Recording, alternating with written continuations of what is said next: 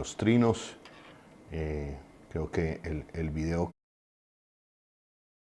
Beto sobre estos, como usted lo califica, sobre este espionaje. Es cierto lo que usted dice, digamos, personas públicas que hemos estado expuestas, señaladas, sobre todo señaladas y expuestas por Álvaro Uribe Vélez, pues tenemos una sensibilidad diferente para detectar lo que son persecuciones, amenazas.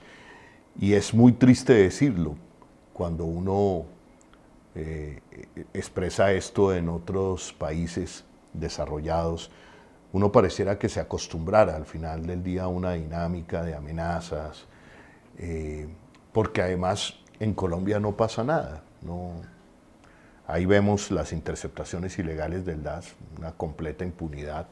No se logra establecer o llegar al determinador intelectual, aunque todo el país sabe, todo el mundo sabe para quién iba esa información y quién era el único, al único que le servía esa información. Y en eso uno se vuelve muy cuidadoso, digamos. Pero Beto, ¿qué sigue entonces en este enfrentamiento con el señor Andrés Escobar? Que yo no sé si usted tenga la misma percepción que yo, pero es un tipo que desafió la democracia de este país de frente, y hay un sector de poder de este país que termina resguardándolo, protegiéndolo. Yo creo que un poco más y María Fernanda Cabal lo nombrará de vicepresidente en su carrera a la presidencia, y seguramente muchos lo aplaudirán, pero vaya que sea alguien de oposición, alguien que piense diferente, quien haga y aparezca en una calle con una pistola disparando a ver qué le pasa en este país. ¿Qué percepción tiene usted frente a eso, Beto? Más allá de pensar que tenemos una justicia selectiva, tenemos es una justicia clasista. Y es increíble que en estos momentos muchachos que pertenecen a la primera línea, que solamente están dotados, no armados, de cascos, de gafas y de escudos, estén siendo judicializados. Algunos de ellos se encuentran aún detenidos. Y esta persona que utilizó un arma de fuego, hay que decirlo claro, está mintiendo, porque en el video donde da explicación de que es una arma de fogueo, inclusive repito, es tan idiota que muestra una de color diferente a la que él accionó ese día.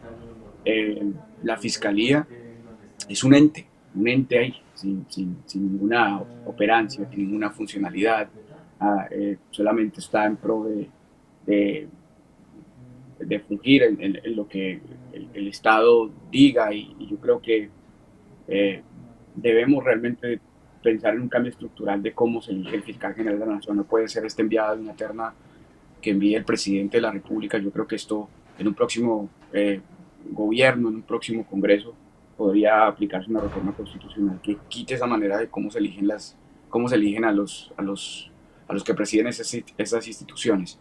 El señor Andrés Escobar va a quedar impune, eso hay que decirlo claro. Y esto es un mensaje negativo a los jóvenes que en Colombia les queremos mandar un mensaje que la criminalidad no es el camino.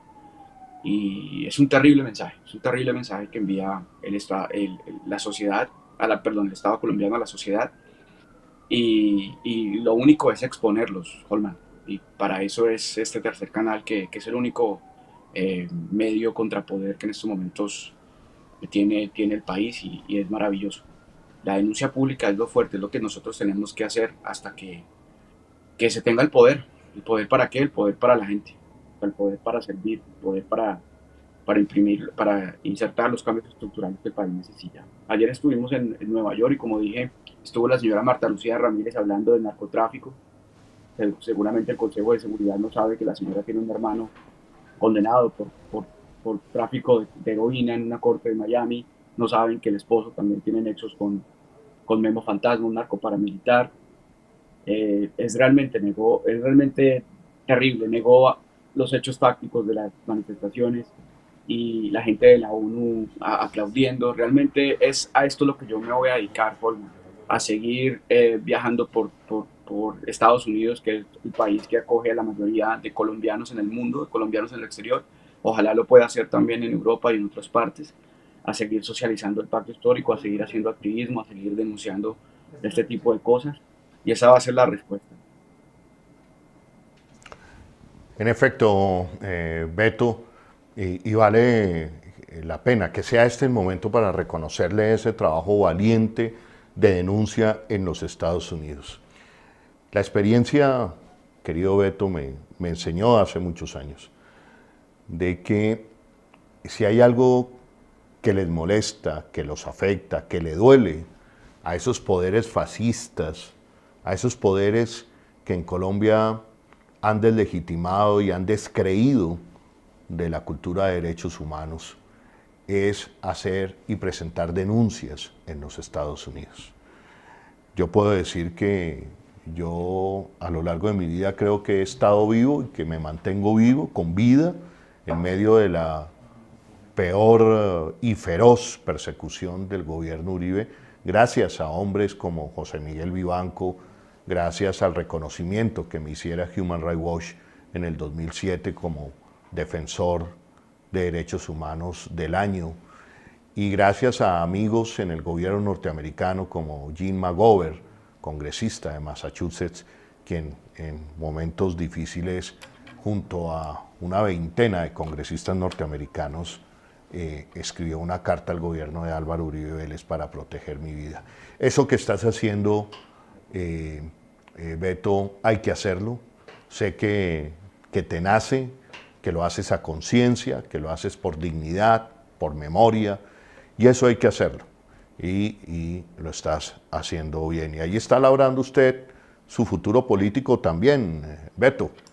Hablemos de eso, que sea esta una oportunidad también para hablar de su futuro político, cómo está viendo la política, cuántos años tiene usted, Beto, está terminando Derecho, yo me acuerdo que tú me comentabas que estabas terminando Derecho, y aprovecho para saludar a Joseph, quien acaba de hacer una donación para el tercer canal, y para saludar a las 20 personas que hasta el día de hoy han aportado a la Vaki del tercer canal. Gracias, Joseph, por el aporte, y ojalá en este momento se multipliquen esos aportes para que el tercer canal pueda seguir adelante. Beto, ¿cómo es esa carrera política que estás iniciando en este momento? Bueno, yo creo que aquí hay que pensar en colectivo, hay que pensar en el país. El activismo es el idealismo de la política, el activismo es hablar, el activismo es un poco de retórica, es soñar con un país mejor, pero el activismo a veces se limita y no va más allá. Entonces, cuando uno alza la mano y dice, bueno, pues vamos a llevar a cabo todas estas ideas, vamos a materializarlas, pues realmente eh, no veo por qué unas personas tengan que decir, pero usted lo que quiere es hacer política. Pues gente, ¿de qué se trata esto? ¿Cómo vamos a cambiar el país si no es con la política? Eh, la política tiene que ver con todo, con el aire que respiramos, con el agua que nos tomamos, con el colegio de nuestros hijos, el transporte, el medio ambiente, la seguridad de un país, todo depende de una política pública. Y usted cuando está insertando su voto en las urnas, usted está decidiendo todo eso. Así que el, lo primero, gente, no permitan que nadie los estigmatice por hacer política.